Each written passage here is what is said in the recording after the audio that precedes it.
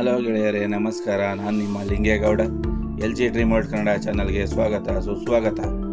ಈ ದಿನ ನಿಮಗೆ ಸುಲಭವಾಗಿ ಸರಳವಾಗಿ ಕೇಸರಿ ಬಾತ್ ಮಾಡೋದು ಹೇಗೆ ಅಂತ ತಿಳಿಸ್ಕೊಡ್ತಾ ಇದ್ದೀನಿ. ಕೇಸರಿ ಬಾತ್ ಮಾಡಲು ಬೇಕಾಗುವ ಸಾಮಗ್ರಿಗಳು: ರವೆ ತಗೊಳ್ತಾ ಇದ್ದೀನಿ. ಕಪ್ನಲ್ಲಿ 2 ಕಪ್ ರವೆ, 2 ಕಪ್ ಸಕ್ಕರೆ, ಸಣ್ಣಗೆ ಹಚ್ಚಿಟ್ಕೊಂಡಿರೋಂಥ ಪೈನಾಪಲ್ ಹಣ್ಣು, ಇದು ಕೂಡ 2 ಕಪ್ ತಗೊಳ್ತಾ ಇದ್ದೀನಿ. ಮತ್ತು ತುಪ್ಪ ಇಲ್ಲ ಅನ್ನೋರು ಅಡುಗೆ ಎಣ್ಣೆ ಕೂಡ ಉಪಯೋಗಿಸ್ಕೋಬೋದು. ಗೋಡಂಬಿ, ದ್ರಾಕ್ಷಿ, ಇದೆರಡು ಕೂಡ ಡ್ರೈ ಫ್ರೂಟು. ಇದ್ರ ಜೊತೆಗೆ 4 ರಿಂದ 5 ಏಲಕ್ಕಿ ತಗೊಂಡಿದ್ದೀವಿ. ಇದನ್ನ ಪುಡಿ ಮಾಡಿ ಇಟ್ಕೊಳ್ತೀವಿ.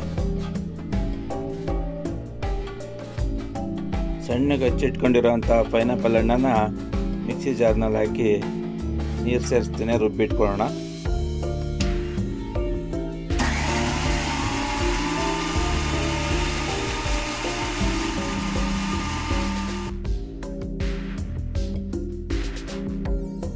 ಈಗ ಸ್ಟವ್ ಹಚ್ಚಿ ಬಾಣಲಿ ಇಟ್ಕೊಳ್ತಾ ಇದ್ದೇನೆ.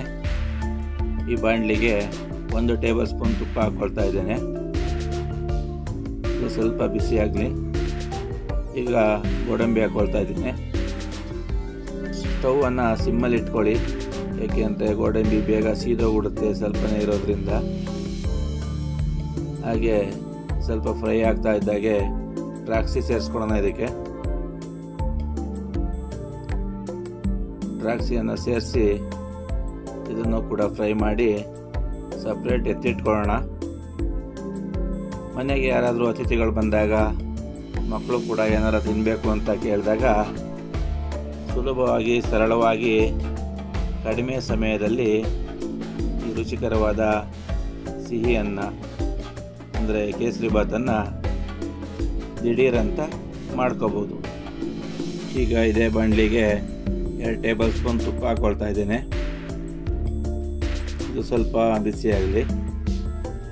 ಅವಾಗ ನಾವು ಕಪ್ಪಲ್ಲಿ ಅಳತೆ ಮಾಡ್ಕೊಂಡಿರೋ ರೀತಿ 2 ಕಪ್ ಚಿರೋಟಿ ರವೆನ ಈಗ ಸೇರಿಸ್ಕೊಳ್ತಾ ಇದ್ದೀನಿ. ಇದನ್ನು ಫ್ರೈ ಮಾಡ್ಕೊಳ್ಳೋಣ. ರವೆಯನ್ನು ಫ್ರೈ ಮಾಡ್ಕೊಳ್ಳುವಾಗ ಎಣ್ಣೆ ಅಥವಾ ತುಪ್ಪ ಅಥವಾ ಡಾಲ್ಡಾ ನಾವು ಎಷ್ಟು ಸೇರಿಸ್ತೀವೋ ಅಷ್ಟು ನೀರು ಸೇರಿಸುವಾಗ ಗಂಟಾಗೋ ಸಾಧ್ಯತೆ ಇರೋದಿಲ್ಲ.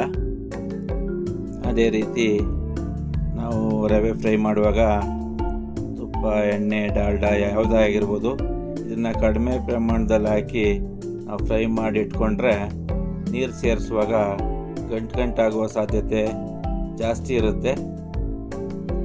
ಈಗ ಇದಕ್ಕೆ ನೀರನ್ನು ಬಿಸಿ ಮಾಡಿ ಇಟ್ಕೊಂಡಿದ್ದೀವಿ. ನೀರನ್ನು ಯಾವ ಪ್ರಮಾಣದಲ್ಲಿ ಹಾಕಬೇಕಪ್ಪ ಅಂದರೆ 1 ಕಪ್ ರವೆಗೆ 4 ಕಪ್ ನೀರು ಹಾಕಬೇಕು. ಅದೇ ರೀತಿ ನಾನು 2 ಕಪ್ ರವೆ ತಗೊಂಡಿರೋದ್ರಿಂದ 8 ಕಪ್ ನೀರು ಹಾಕಿದ್ದೀನಿ. ಇದ್ರ ಜೊತೆಗೆ ನಾವು ಪೈನಾಪಲ್ ಹಣ್ಣನ್ನು ರುಬ್ಬಿಟ್ಕೊಂಡಿರೋಂಥ ಪೈನಾಪಲ್ ಹಣ್ಣನ್ನು ಇದಕ್ಕೆ ಸೇರಿಸೋಣ.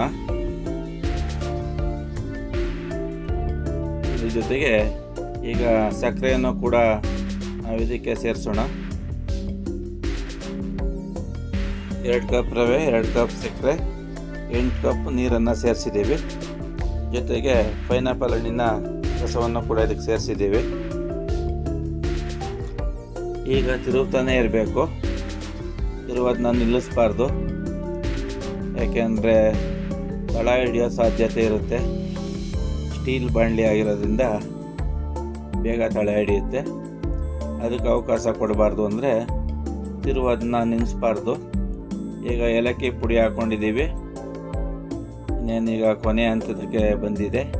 ಈಗ ಇನ್ನೊಂದು ಟೇಬಲ್ ಸ್ಪೂನ್ ಇದಕ್ಕೆ ತುಪ್ಪ ಸೇರಿಸ್ಕೊಳ್ಳೋಣ.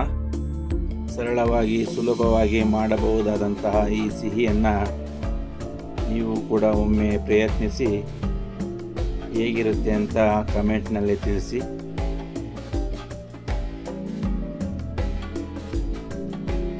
ಈ ವಿಡಿಯೋ ನೋಡ್ತಾ ಇರೋರಲ್ಲಿ ಯಾರ್ಯಾರು ಇದುವರೆಗೆ ನಮ್ಮ ಚಾನಲ್ನ ಸಬ್ಸ್ಕ್ರೈಬ್ ಆಗಿಲ್ವೋ ಈ ಕೂಡಲೇ ಸಬ್ಸ್ಕ್ರೈಬ್ ಆಗಿ ಅಂತ ಕೇಳ್ಕೊಳ್ತಾ ಇದ್ದೇನೆ.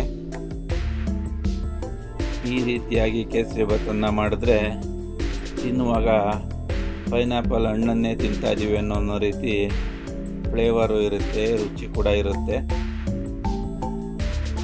ನೀವು ಕೂಡ ಇದೇ ರೀತಿ ಮಾಡೋದಕ್ಕೆ ಒಮ್ಮೆ ಪ್ರಯತ್ನ ಮಾಡಿ ನೋಡಿ. ಅದರ ರುಚಿ ಟೇಸ್ಟನ್ನು ನೋಡಿದ್ರೆ ಮತ್ತೆ ಮತ್ತೆ ಮಾಡಬೇಕು ಅಂತ ಅಂದ್ಕೊಳ್ತೀರಾ. ಈಗ ಕೇಸರಿ ಬಾತ್ ರೆಡಿಯಾಗಿದೆ. ಇದನ್ನು ಬಿಸಿ ಇರುವಾಗೆ ತಿನ್ನೋದಕ್ಕಿಂತ ಈ ಬಿಸಿ ಕಡಿಮೆ ಆದಮೇಲೆ ತಿಂದರೆ ಇದ್ರ ರುಚಿ ಸಖತ್ತಾಗಿರುತ್ತೆ.